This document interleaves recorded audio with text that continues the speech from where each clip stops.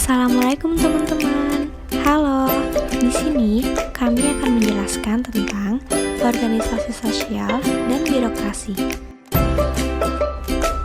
Mari kita simak videonya.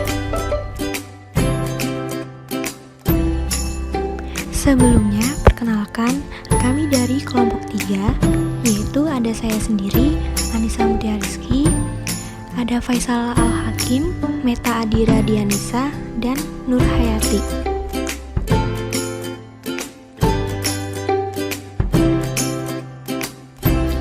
Nah, apa sih yang dimaksud organisasi sosial? Definisi organisasi sosial secara umum adalah di mana terdapat suatu struktur organisasi dan suatu faktor yang dimiliki bersama oleh anggota-anggota kelompok-kelompok itu, sehingga hubungan antara mereka bertambah erat. Faktor-faktor itu yang terdiri dari kepentingan yang sama, ideologi yang sama, politik yang sama. Hal ini merupakan ikatan yang bersifat pokok untuk jangka waktu tertentu. Adapun definisi organisasi sosial menurut para ahli, yang pertama ada dari Dirjo Sisworo, mendefinisikan organisasi sosial sebagai suatu wadah pergaulan kelompok yang disusun secara jelas antara para petugas dan tugas-tugasnya, yang berhubungan dengan usaha mencapai tujuan tertentu, yang umumnya berhubungan dengan aspek keamanan anggota organisasi tersebut. Dan yang kedua, menurut Wiyardi, organisasi sosial yaitu organisasi-organisasi yang memenuhi kebutuhan sosial orang-orang untuk mencapai kontak dengan orang lain. Kebutuhan akan identifikasi bantuan timbal balik, misalnya klub-klub untuk mencapai tujuan tertentu. Lalu, apa saja sih ciri-ciri organisasi sosial? Nah, ciri-ciri organisasi sosial yang pertama ialah formalitas. Suatu organisasi sosial mempunyai perumusan tertulis yang jelas dalam hal tujuan, peraturan-peraturan, berupa anggaran dasar, anggaran rumah tangga, dan sebagainya. Prosedur penentuan atau regulasi, misalnya surat keputusan dan sebagainya, serta kebijaksanaannya. Yang kedua ada hierarki. Suatu organisasi mempunyai pola wewenang, yaitu suatu kekuasaan yang diakui masyarakat, yang berbentuk piramida. Dengan demikian, beberapa orang didudukkan dalam posisi yang lebih tinggi dari anggota lainnya. Yang ketiga, ukuran besarnya yang menimbulkan kompleksitas atau makin kompleksnya pengaturan. Suatu organisasi sosial biasanya mempunyai ukuran besar sehingga para anggotanya tidak melakukan relasi sosial yang langsung. Dan yang terakhir, lamanya atau durasi. Usia suatu organisasi biasanya lebih lama daripada umur keanggotaan. Anggota dapat masuk atau keluar, sedangkan organisasi tidak terpengaruh olehnya. Selanjutnya, apa saja sih tujuan dari organisasi sosial?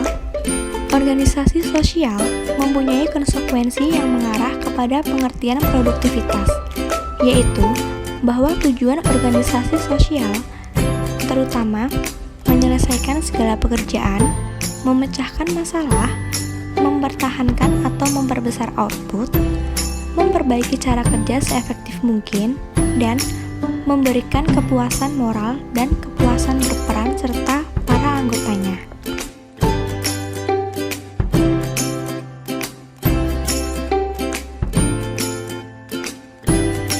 Lalu, ada 3 fungsi organisasi sosial. Yang pertama ialah sebagai pedoman dalam kehidupan berkelompok. Hal ini berarti adanya penegasan bahwa organisasi sosial memiliki fungsi sebagai pedoman untuk menjaga perilaku maupun sikap yang baik dan benar dalam menjalani kehidupan di lingkungan sosial masyarakat.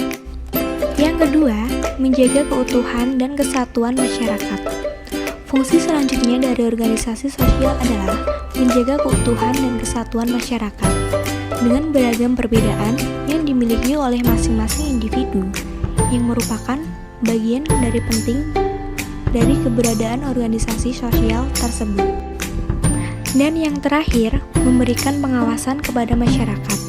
Organisasi sosial selain berfungsi sebagai pedoman, juga berfungsi dalam mengawasi perilaku maupun sikap para anggota masyarakat dengan berdasarkan pada kaidah, nilai, dan norma yang berlaku dalam tatanan sosial yang tersistem.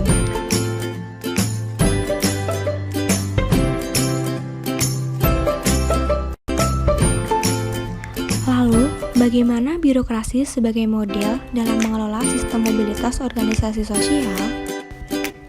Ada 5 model dalam mengelola sistem mobilitas organisasi sosial. Yang pertama, birokrasi sebagai organisasi rasional. Dalam pengertian ini, birokrasi dimaknai sebagai suatu organisasi yang rasional dalam melaksanakan setiap aktivitasnya.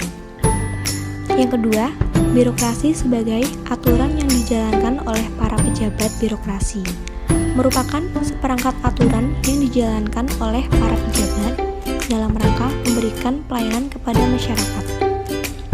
Lalu yang ketiga, birokrasi sebagai pemborosan yang dilakukan oleh organisasi. Pemborosan yang dimaksud adalah pemborosan dalam segi waktu, tenaga, finansial, maupun sumber daya lainnya. Yang keempat, birokrasi sebagai administrasi publik. Birokrasi dalam hal ini disamaartikan dengan administrasi publik. Administrasi publik adalah proses pengelolaan sumber daya publik untuk dimanfaatkan bagi kepentingan masyarakat. Dan yang terakhir, birokrasi sebagai administrasi yang dilaksanakan oleh para pegawai. Dalam hal ini, pemahaman terhadap makna birokrasi hampir sama dengan birokrasi sebagai administrasi publik.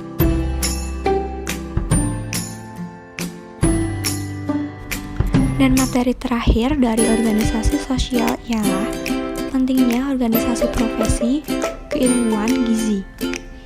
Organisasi profesi, yaitu Persatuan Ahli Gizi Indonesia, PASAGI, mempunyai tujuan lainnya adalah sebagai berikut. Yang pertama, mengembangkan ilmu pengetahuan dan teknologi bidang gizi dan bidang lainnya yang terkait. Yang kedua, membina dan mengembangkan kemampuan profesional anggota. Yang ketiga, meningkatkan kesejahteraan anggota. Dan yang terakhir, meningkatkan gizi masyarakat. Sekian yang dapat kami sampaikan, kurang lebihnya kami mohon maaf yang sebesar-besarnya. Jangan lupa like, comment, subscribe, dan share ya teman-teman. Wassalamualaikum warahmatullahi wabarakatuh. See you teman-teman.